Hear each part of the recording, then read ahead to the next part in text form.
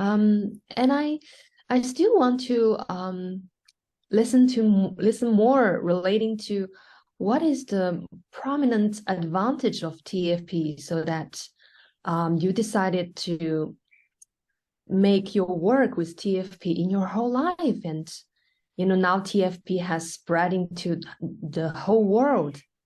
And how did you see that the unique values that TFP offers? What would you summarize the prominent advantage, or maybe you can use several words to let people who are not that so familiar with TFP understand more about the essence of TFP that you are so fascinated about? Well, maybe I should describe briefly the treatment, its theory and its strategy. Would that be helpful or not? Your question is very broad.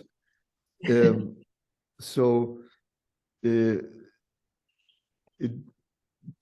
you want me to describe the essence of the treatment, or do you want me to compare it with the other treatment approaches? I don't know exactly what you want me to explain to you at this point.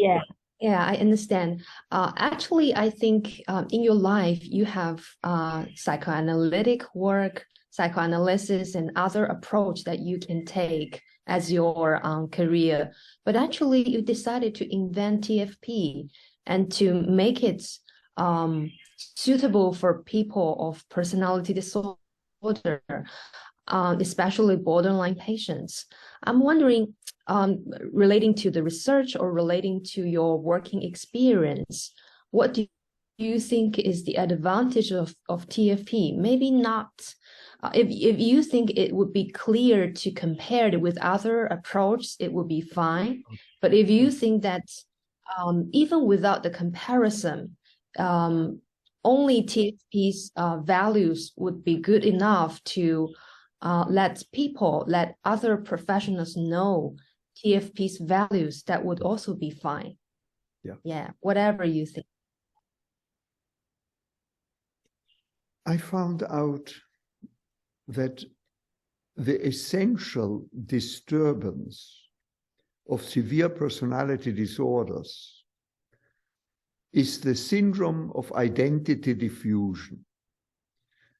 Identity diffusion, or lack of identity integration, consists in a lack of integration of the concept of self and the lack of integration of the concept of significant others. From birth on, the baby interacts with mother, and these interactions are internalized as affective memories. And these affective memories are particularly strong with the intense affects, with peak affect states. So under conditions of very positive peak affect states, an idealized relationship between a happy self and a wonderful mother is integrated. In other words, a dyadic unit of self-representation and mother representation, or other representation, or object representations, these are all equivalent words. So a unit of an idealized dyadic unit of self-representation and object representation framed by a happy state, by an extremely happy state. Under conditions of suffering, frustration, pain, negative moments of the baby. The baby experienced itself in a terrible situation. It's like the end of the world because it has no clear sense what it is all about and will it ever end. So it is a suffering representation of self that the baby imagined with a very frustrating, non-giving, non-available, hostile mother object. So a persecutory kind of very bad dyadic unit is internalized. So the baby has, on the one hand, idealized units of self and object representation and ideal affects, and on the other, terrible persecutory units under conditions of frustration. And these are absolutely split in a world. So the psyche has a segment, an idealized segment and a persecutory segment. We now know that the affect are inborn dispositions, and there are some dominant affect systems. One affect system is that of attachment. Another affect system is that of erotism. Another is of affiliative play bonding with other members of the same species. These are the positive affect systems. The negative affect systems are rage and fear. Rage when something is painful and one wants to get rid of it and destroy it. Fear and anxiety when one wants to escape from a situation one cannot control. And separation panic, which is an extreme reaction to feeling that one's life is at risk, one is totally abandoned, totally alone. When attachment is not gratified, separation anxiety emerges, the separation panic system. And the combination of these negative systems of rage and fear and panic constitute the negative segment of affective experience. Now, under normal circumstances, of course, life gives you much more positive experiences than negative. And under normal circumstances, the baby gradually integrates those two segments under the impact of reality. So they idealized in the persecutory segment get combined somewhere between the end of the first year of life and the second year of life. Between it starts with the first part of the second year of life and usually is completed by the middle of the third year of life. At that point, all the representations of self integrate into an integrated self that tolerates good and bad affects, experiences, with confidence in the dominance of the good ones. And the images of mother and everybody else get integrated as more realistic, complete images of other people who have good and bad aspects, rewarding and frustrating, but mostly good aspects that one can trust, with whom one can relate. At that point, when there's an integration of self and an integration of significant others, because these two segments have come together, we develop normal identity. We have a normal identity which permits us to interact realistically with other people, then have confidence in our being able to obtain gratification, being effective in relating to others, making good selections, and being successful in achieving our commitments and our goals. So what we found was what differentiates the severe personality disorders, what we called borderline personality organization, from the healthier patients, what we called neurotic personality organization, was identity diffusion. The lack of under conditions when there was too many negative aspects in the early development, when there was aggression, abandonment, physical illness with great pain, violence in the family situation, physical abuse, sexual abuse, emotional abuse, then there was so much aggression accumulated in the persecutory segment that it couldn't unite with the positive segment, because it would have been overwhelming all positive experiences.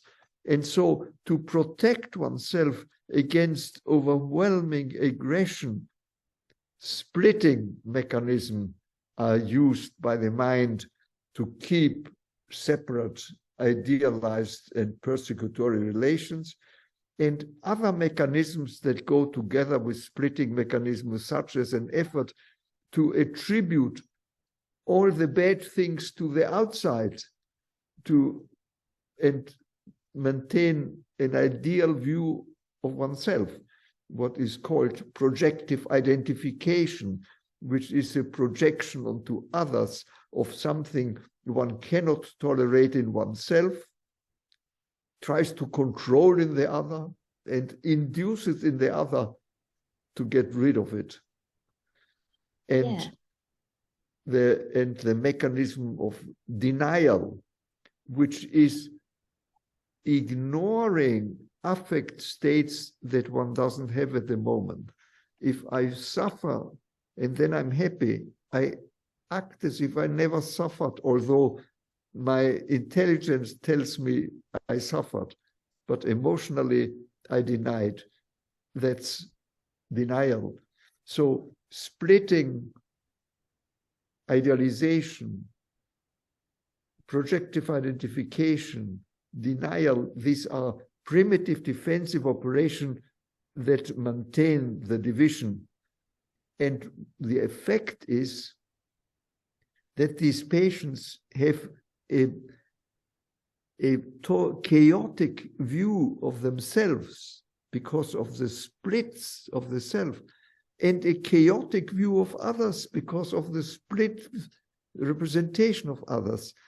So the lack of the internal chaos and the lack of understanding of external reality determine all the other symptoms of borderline personality organization. They are rage attack, they are contradictory behaviors, they are failures, they are difficulties to commit themselves to work, they chronic problems in relation with couples, they're not being able to know what they want to do, whom they love, and the anxiety over and the fear of reality because it cannot be predicted and controlled, and the tendency of depression because of the ongoing failures. So all the other symptoms derive from identity diffusion. Mm. Where, and the symptoms shows in the breakdown in the big areas of life, which is work and profession breaks down, love and sex breaks down, social life and personal creativity breaks down. And that's what you have with severe personality disorders. Now, here comes TFP. Yeah. TFP is a psychoanalytic treatment geared to resolve identity diffusion. The main objective of TFP is to normalize the identity of the patient. So we don't treat the isolated symptoms, we don't treat the bad behaviors or the distortion of problems in love and sex, work and profession, social life, creativity, but try to bring about integration of identity. How does TFP do it? What I'm going to describe is the strategy of the treatment, because then afterwards I'll talk about the techniques. Now I'm talking about the strategy. It is to permit in the relationship between patient and therapist for the patient to activate these split internalized object relations, repeat them in the relation with the therapist, what is called transference. The transference is a repetition in the here and now of the severe pathological split segments of experience. Each concrete transference development is really a reproduction of a relationship between self and other under the dominance of an affect, of a peak affect state. So the patient, for example, comes into the session and is frightened and thinks that the therapist is a dangerous sadist. So there is a horrible view of the therapist, a frightened, panicky view of self, and a dominant of a dangerous affect of aggression, of having defend themselves against projected aggression and being aggressive in the defense against the aggression. That's one state of mind. There are other times where the patient may come in and everything is fine, and he loves the therapist, and the therapist is like a good mother, and the patient is like a happy baby. So there is an idealized relationship, totally split from the negative ones. So what we do when these are activated, we help the patient to understand the nature of this relationship. We don't try to change it. We help the patient understand what is going on, how he perceives the therapist, and how the patient perceives himself, and how they interact under the dominance of this terrible aggressive affect. Now, something that happens under these circumstances is that the situation is so intense and unreal that in the course of the session, patient and therapist exchange their personalities, exchange their roles. The patient who was afraid of a sadistic therapist, all of a sudden, the patient becomes a sadistic object, and the therapist is frightened and becomes the self of the patient. So we point out to the patient that now he has become the dangerous enemy, and the therapist has become his victim. When 10 minutes earlier, the patient was the victim and the therapist was a monster. So we help the patient to accept his identification with both self and object, with perpetrator and victim, by helping him to identify with the exchange of personalities, and by tolerating that the patient experience this intense negative feeling. And the patient may get quite violent. And we control that violence, so we help the patient maintain himself within the structure of the session. The patient is forbidden from attacking the therapist. The patient is forbidden from attacking the objects.